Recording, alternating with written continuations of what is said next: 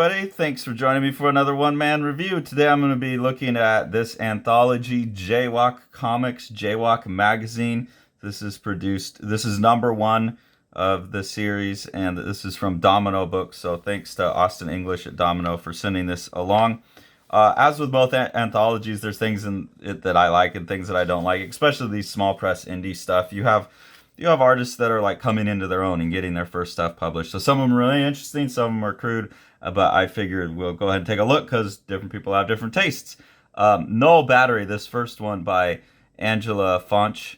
I really like the story in this one. This one is about humanity has uploaded into computers and just going through like the dangers of that. That if you get like isolated within that system, then you're stuck. So the story in that's really good.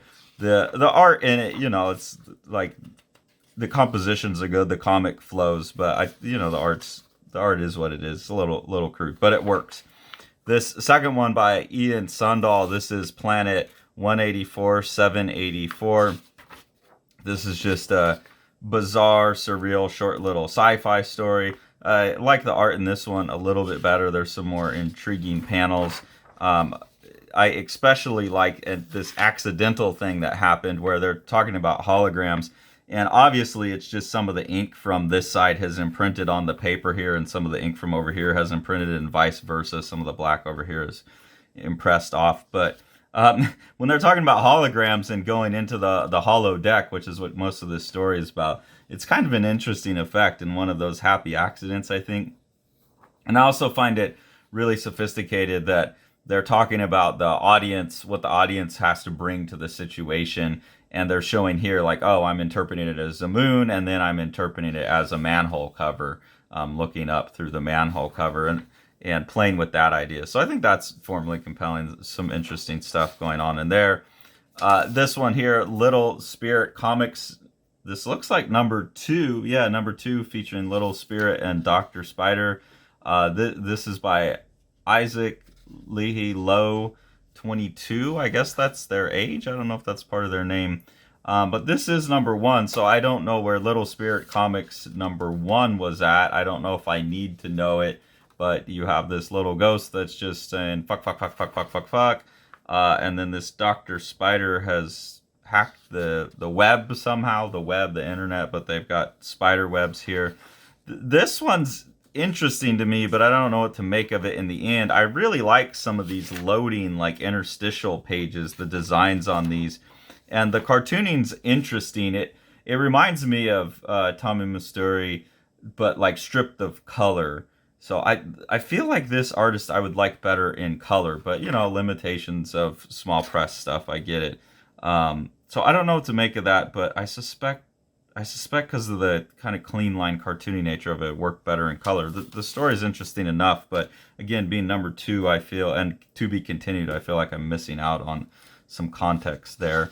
One thing that I found interesting is that there's all these hand-drawn ads in the book.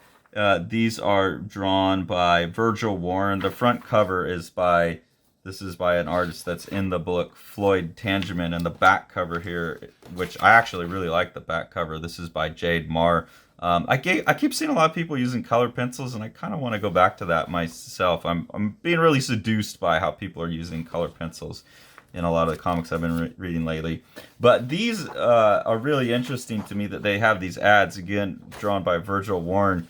So at first it looks like it was drawn by Roger Bignon, and the story's called No Man's Illustration, and this is his stuff. But then you go and you realize each one's just an ad, but they put them together by a comic, and they're all drawn.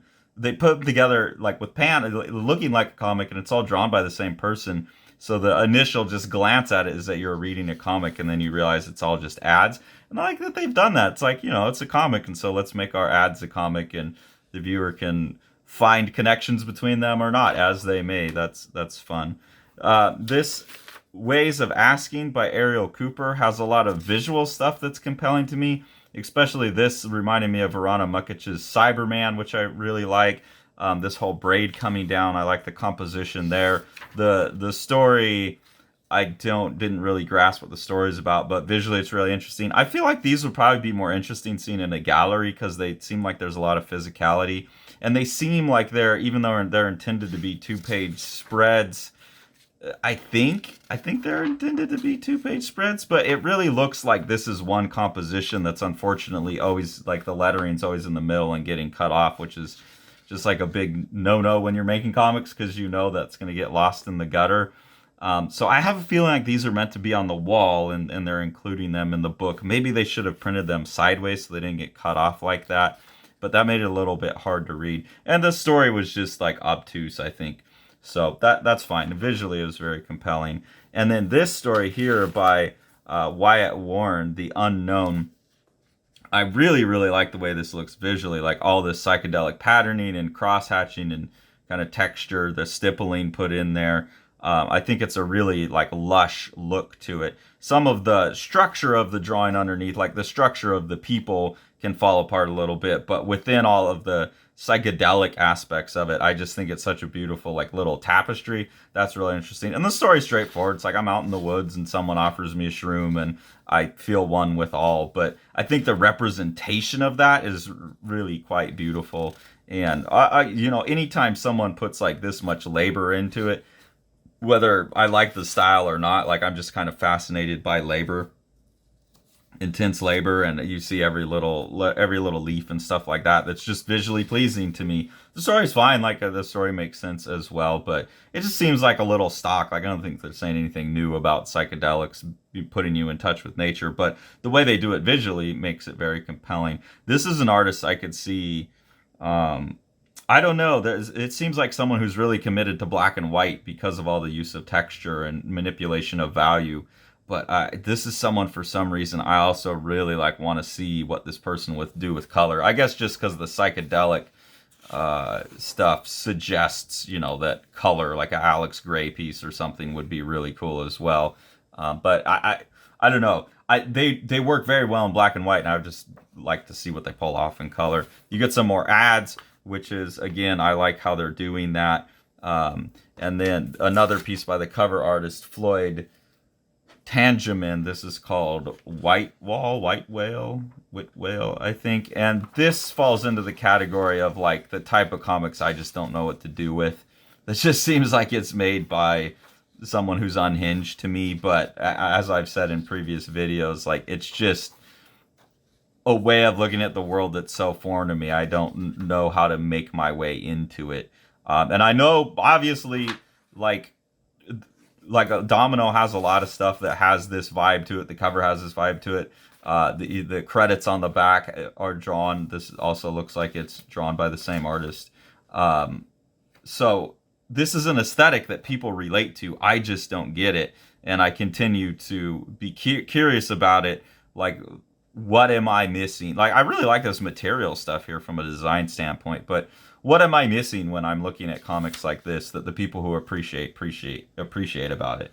Because to me, it just looks like someone who has some kind of psychological issues, who's really frustrated, who's working some stuff out on the paper, but it's entirely cathartic. That's my sense of it, that this stuff is cathartic for the artist, but I don't know that it communicates to an audience, or at least it doesn't communicate to me. I just am like, this is cathartic. This is the inside of someone's head that they're working through. I'm glad they did it.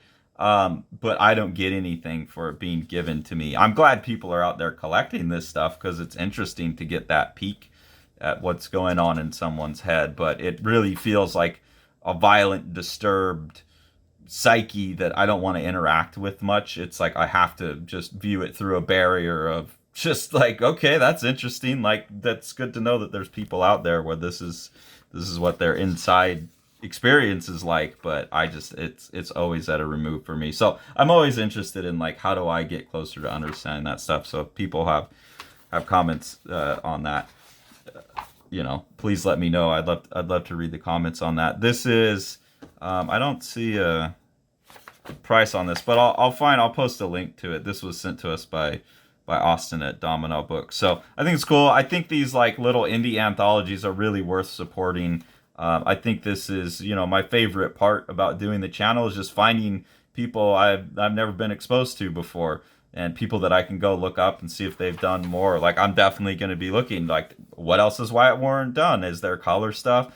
even though I didn't understand the story, like, what has Ariel Cooper done? There's something there that's interesting, that's compelling. Same thing with this one, you know, what's more Little Spirit comics, like, what are those all about? So I really enjoy these formats. I've been getting a lot more of these. I appreciate all the people that are sending these kind of things along, like the Cuddy magazines and stuff. So I think we should all get behind this and support this and help grow the medium. I think you have to get into things like this knowing that there's going to be some things that you like, or some things that are like, this is so close to being like, okay, now let's see a 38-page book by this artist, and then bump them up to a graphic novel, you know. And then there's stuff like this where it's, you know, probably like some people are going to like it, but it's an anthology. There's going to be some things you don't like. And I think it's worth leaning into that for the sake of the medium. So definitely support this book. And if you want to support what we're doing, if we appreciate what we're doing here on the channel, the two best ways to do that are through our Patreon. We always appreciate people